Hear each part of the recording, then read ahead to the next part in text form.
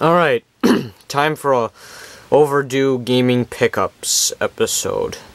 The first two NES games here that I got are quite interesting because, I've gotten games because I've seen them in videos, such as AVGN, Alpha Omega Sin, Metal Jesus Rocks, GameSack, Pete Dorr. Now I've got games because of Pat the NES Punk. Pat the NES Punk videos, more specifically. I guess I'll start off with Stinger for the NES. The reason why I wanted to get this is because in Pat's Famicom Multi-Cart Frenzy video, which by the way is my favorite Pat the NES Punk video of all time, in there he was mentioning Twin B. I don't think it was this game specifically, but he was mentioning how the Twin B game on that Famicom Multi-Cart was like, I want to say it was either the predecessor or the sequel to this game, Stinger. Because yes, this is a Twin B game, and I like the Twin B series. I've only got the Daytona Twin B Yahoo Deluxe Pack on the Saturn, and Poppin' Twin B on the Super Famicom, but what this is it's actually the second Twin B game in the series, which I believe the second, I'm fairly certain it was the second, which the second game was first released on the Famicom Disk System, then eventually on the Famicom before making its way to the NES. And this is one of the only Twin B games we ever got in North America. But the game itself, it's great. Like, this is better than I thought. The challenge is actually, more fair than I thought, because I was able to beat it, that's for sure. And there's no Konami code, so yeah. But, this was actually a pleasant surprise, and, hey, the more Twin B games I can get my hands on, the better, Just a really well-designed game, overall, in my opinion. And then I got this game, Pictionary.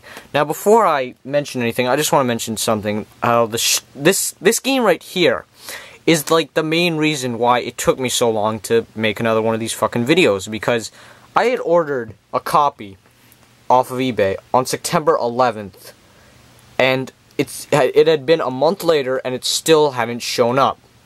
But just like today, in fact, both copies that showed up, and I ordered another copy because I was pretty sure that this one right here had been gone for good, had been like lost. But no, they both fucking arrive on the same day, so now I have two copies of Pictionary. But anyways, enough of that rant. Let's talk about the game. Pat had this in his Family Game Funness video, where he was playing various NES games with good old James Rolfe, and yeah, he and James didn't really like the game, but I was really curious about it, because yeah, it's published by LJN, not made, of course, published. Isn't that weird? Like, out of all the fucking LJN NES games to get, I get Pictionary.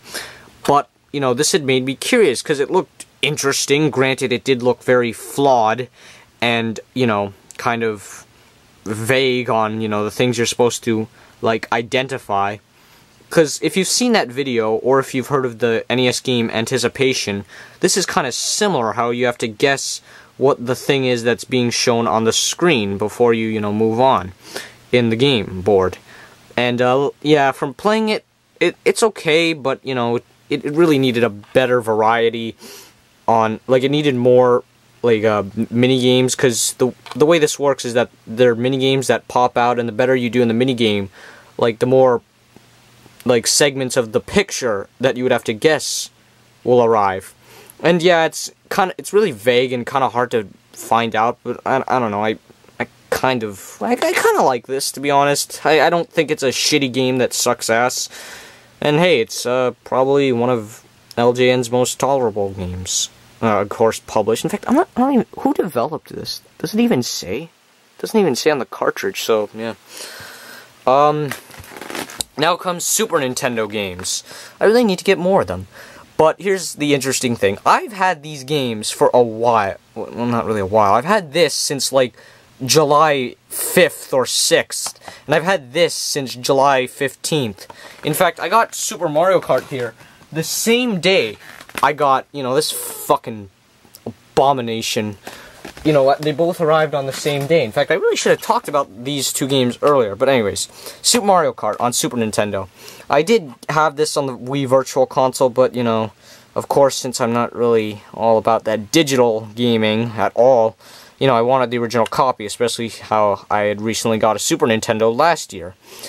And unfortunately, there's a bit of a chip there on the fucking sticker. And I just want to make a quick rant here when it comes to getting, you know, Super Nintendo and NES games off of eBay. It's really getting worse for me, you know, like, of course there's the natural progression of games just getting, you know, higher in prices, but for me, as somebody in their youth who doesn't have a job, and, you know, is very, like, lucky to have as many games as he does, it's really fucking annoying to get games, because, you know, it's like this was like 28 bucks, okay? Now, let's say I want to get Donkey Kong Country 2, which I really do want to get that game. Let's say I find it on eBay, and it's going to be like 25 bucks, okay? But it's in US dollars, so with conversion rates, it'll probably, to Canadian, it might be like 30 or 29. Okay, I can get over that. But then when it comes to shipping, they pull some, like, bullshit, you know, like $18 shipping, or like $15 shipping, and then they have this, you know, import charges, and not to mention the tax on the shipping and the import charges. It'll make what would be a $30 game probably $60, which is fucking outrageous. So that's why it really took me, like, long to get this. And even if I find this in the store, you know, the store could be, like, charging like 40 or 50 bucks for this. So I really, you know, got lucky. In fact, this was a Japanese seller, despite this being a North American copy.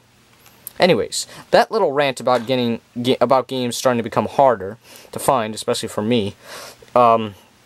Super Mario Kart, you know, I can honestly say I have more of appreciation for this game now that I finally was able to play it, you know, on the actual Super Nintendo. It's a classic, and, you know, it's aged better than I thought. And hey, I really like this. You know, the Mario Kart series is great. You know, there isn't a bad Mario Kart. I mean, Mario Kart 8's the best one of them all, but hey, it's finally great to own them all, you know? And then there's Zoop. Yeah, Zoop.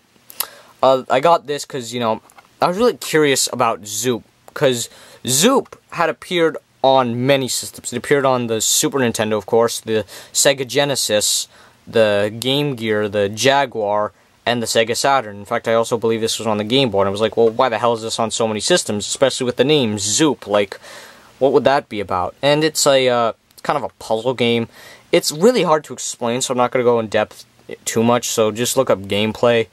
It's really interesting, granted not very addictive in my opinion, but, you know, hey, just look up gameplay and you'll see what it is. But hey, for $5, I think it was really worth it.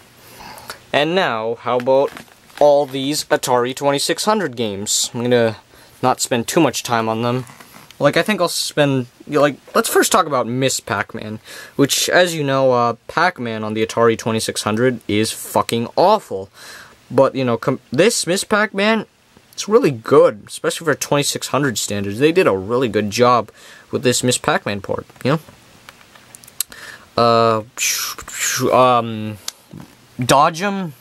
It's an interesting kind of maze game. You basically have to collect all, like, the little squares and stuff. I don't know if they have a name, but you basically collect squares and you have to dodge a car. In fact, it's just one car. I don't know why the hell it's called Dodgem. Shouldn't it be called Dodge It? But Dodgem sounds better. And hey, it's a pretty unique, fast-paced, fun little maze game. Check out gameplay if you want to know what I'm talking about a little more. Speaking of maze, how about Maze Craze? And yes, unfortunately, this is an earlier copy. You can tell because it doesn't have a picture, like, you know, a lot of Atari 2600 games do. So yeah, of course, this is an older copy, but I don't really mind too much because this is a game I'd been out on ever since I saw Mark from Classic Game Room's review of this game. And, you know, hey, I suggest you check out that review to find out a little more. It's a very, you know, cool little game, although I don't think, I could be wrong, but I'm not sure if there's even a computer player in this, at least when I first tried it. It might be a two-player game only, like Combat, but hey, still a really cool game. Moon Patrol, didn't play too much of this, but, you know, it's cool to have. It is a later Atari 2600 release, came out in 1983, it seems. a little interesting kind of game, and, you know, I got a kick out of it from what little I've played of it. Alright, now how about all this stuff? You know what, fuck it, I'm gonna talk about Home Run. This game sucks. Okay, it's a baseball game, as you can tell by the picture and the name, but it, like, feels just so rushed, and, like, so, like, not, like, no fucks given when they played it. In fact, it not only is just the production value just shitty, even for Atari 2600 standards, it's really not even all that, like, it doesn't even play all that well. It just, again, it just feels like an alpha. Like, this is, like, I feel this is, like, on the same level as bad as the Atari 2600 Pac-Man. It just, like, wow. Like, what the fuck happened here with this? And, you know, of course, and graphically, it looks fucking, like, lazy as hell. And, of course, you know, graphics, you know, like, gameplay and many other things over graphics. Graphics are the least amount, but, like, you know, even with stuff like bowling here, which I got last episode, I believe. But this, you know, graphically, it's not impressive at all, really, but the game plays really well, and I think this is a really fun, like, niche little game. This does not really at all. This is not a good game. Home Run, not good. How about basketball?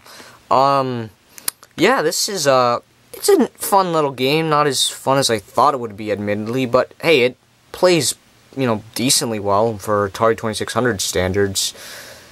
Yeah, you know, basketball is a really popular sport, you know, in my high school and whatnot. Lots of people are all about that, either that or soccer, so, you know, hey, we got basketball, it's a neat little distraction. Now we have football. Now, this is a case where the presentation, just graphically, it's incredibly fucking, like, crude, even for 2600 standards. But the game itself, you know, it plays fine, I guess. You know, this is hard to believe that this is my second football game. I only own 2 football games. This and, you know, like this right here for the GameCube. But, you know, yeah.